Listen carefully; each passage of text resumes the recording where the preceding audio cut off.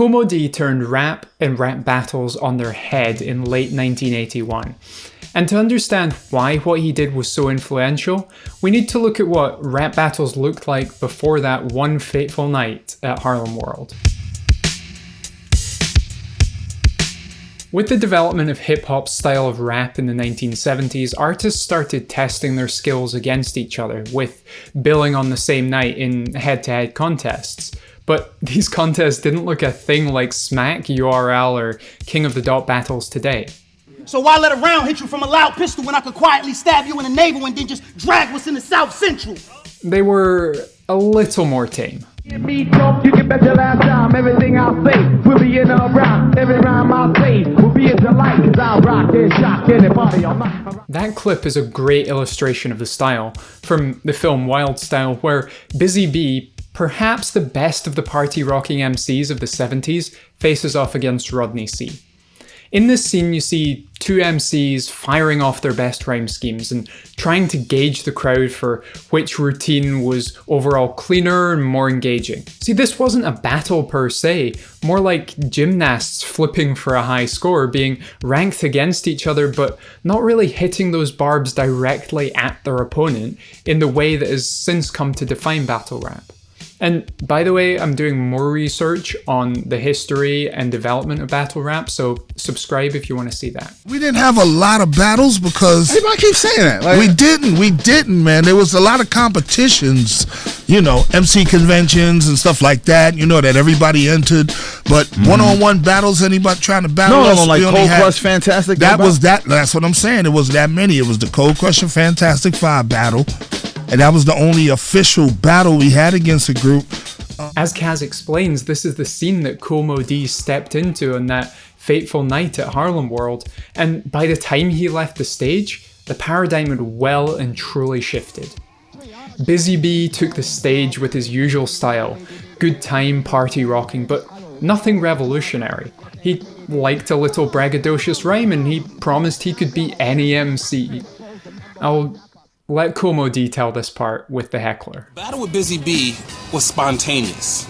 It wasn't planned. I was actually the host of the MC contest. And Busy Bee, he's a character. He's one of the funniest guys in hip-hop, without question. And Busy Bee comes in like Ali used to do at the training camps. I'm knocking out all bums. I'm coming in here. Knocking out all bums. I'm zooming in. Ain't down with MC8, you got problems. You got knocking out all bums. This Chief Rocker Busy Bee, you know what I'm saying? Let me take a picture with his coat, because this is my trophy. Let me take a picture with it right now. So he bent down and he was taking pictures with the trophy or whatever. And it was like comical. And it always takes one heckler. So one heckler looks up and says, "You can't beat him." And Busy Bee says, "I don't care who it is. I beat anybody." Any MC wasn't intimidated by Busy Bee. Not in 1981, and especially not Kool Moe Dee, who took up the challenge and wasn't about to let the Chief Rocker get away with it. As Busy Bee finished his piece, you can hear Kool Moe Dee jumping up on stage to say, "Hold on a second, you said you're better than any MC? Well, here I am, so let me prove you wrong."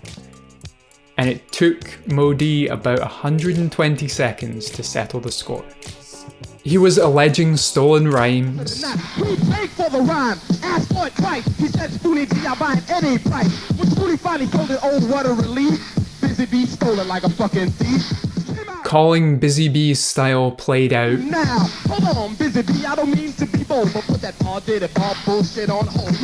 And throwing in some more complex schemes for good measure. All playing girl laying on the mic rhyme saying, "Empty who rock vicious lead, satisfaction guaranteed, or you get your money back, believe me girl, it's not the whack. Treacherous Three, as you can see, special case sunshine, and I'm Kool Moe Dee signing." We're lucky that this moment was recorded and quickly shared around, and inspiring MCs learned in no uncertain terms that the style was shifting. The old guard were losing out and you needed to come correct with something more than the style. Really, I think there are three key moments in the development of hip-hop around the early 80s. First was the push to records in '79.